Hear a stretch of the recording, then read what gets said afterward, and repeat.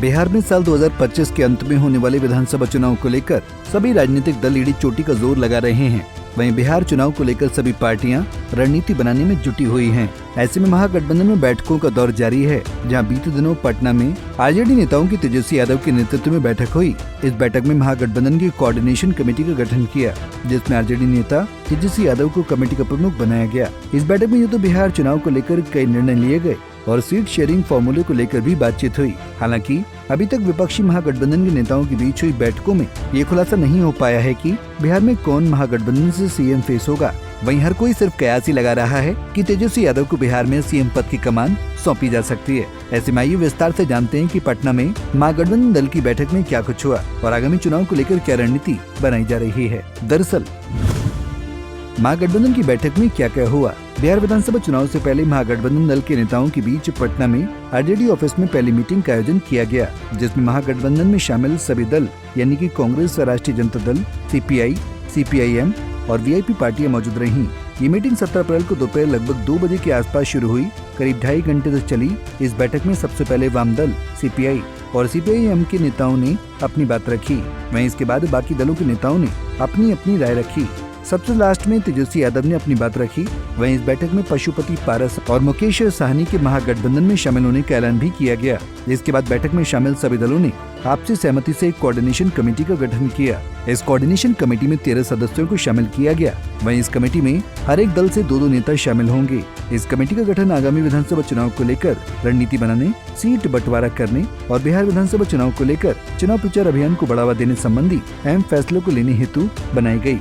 इसके बाद सभी ने सर्वसम्मति से तेजस्वी यादव को इस कमेटी का प्रभार सौंपा और उन्हें इस कमेटी का प्रमुख बनाया गया। ऐसे में तेजस्वी यादव को इस नेतृत्व के मिलने से बिहार में उनको सीएम फेस के रूप में खड़े किए जाने की संभावनाएं भी तेज हो गई हैं। आपको बता दें कि कोऑर्डिनेशन कमेटी के गठन किए जाने की जानकारी कांग्रेस के बिहार प्रभारी कृष्णा लवरू ने प्रेस कॉन्फ्रेंस कर दी। उन्होंने कहा कि गठित की गई कमेटी बिहार चुनाव को लेकर सारे निर्णय लेगी। इसके साथ ही उन्होंने कहा कि इंडिया गठबंधन बिहार में जनता के मुद्दों को उठाकर उनकी आवाज बनकर चुनाव लड़ेगी। बिहार के चुनाव के इर्द गिर्द जो भी रणनीति होगी, जो भी कामकाज होगा, सीट बंटवारा से लेकर कॉमन मिनिमम प्रोग्राम मैनिफेस्टो बनाने से लेकर कैंपेन की रूपरेखा तय करने के बारे में, संगठन में कोऑर्डिनेशन बिठाने के संदर्भ में, मीडिया, सोशल मीडिया के कोऑर्डिनेशन बिठाने के संदर्भ में, वोटर लिस्ट और चुनावी जो धांधले होते हैं उनके संदर्भ में, जो चार्जशीट बनेगी उनके संदर्भ में और भी जो भी तमाम संदर्भ, जो भी तमाम काम कार्य होंगे, सारी चीजों को ओवरसी करने के लिए इंडिया गठबंधन की कोऑर्डिनेशन कमेटी सुप्रीम बॉडी होगी और उस बॉडी का नेतृत्व, अध्यक्षता, चेयरमैनशिप तेजस्वी यादव करेंगे। वही बैठक खत्म होने के बाद तेजस्वी यादव ने भी मीडिया के साथ बातचीत की, जिसमें उन्होंने एनडीए सरकार पर हमला बोला और बिहार चुनाव को लेकर अपनी पार्टी की रणनीति पर भी चर्चा की। उन्होंने बिहार की कानून व्यवस्था की बिगड़ती दशा को उजागर किया और कहा कि हम जनता के बीच जाकर नीतीश सरकार के खिलाफ आवाज बुलंद करेंगे। और आज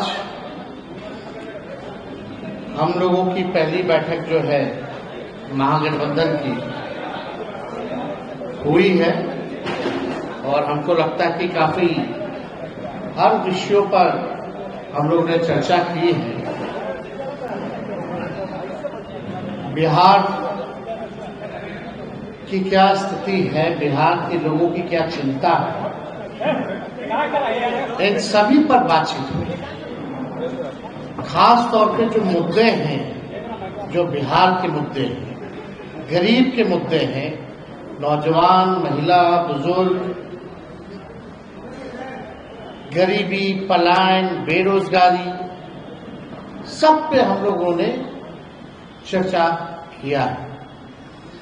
बिहार के लोगों में बड़ा गुस्सा है, नाराजगी है ये खटारा 20 साल की सरकार से। वहीं इस कमेटी का गठन किए जाने के पीछे का कारण कहीं न कहीं कांग्रेस और आरजेडी के बीच सीएम फेस और सीट शेयरिंग को लेकर चल रहे मतभेदों को माना जा रहा है, क्योंकि कांग्रेस चाहती है कि बिहार चुनाव बिना सीएम फेस के लड़ा जाए। वहीं आरजेडी के नेता चाहते हैं कि तेजस्वी यादव को बिहार में सीएम फेस बनाया जाए। ऐसे में आरजेडी नेता कांग्रेस से नाराज बताए जा रहे हैं।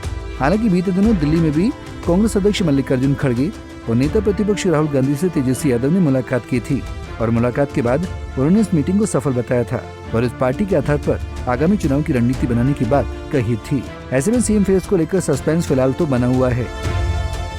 बहरहाल अब देखना यह है कि इन बैठकों का और नई गठित कमेटी का कितना फायदा इंडिया गठबंधन को मिलता है और कब महागठबंधन सीएम फेस को लेकर आपसी सहमति बना पाता है।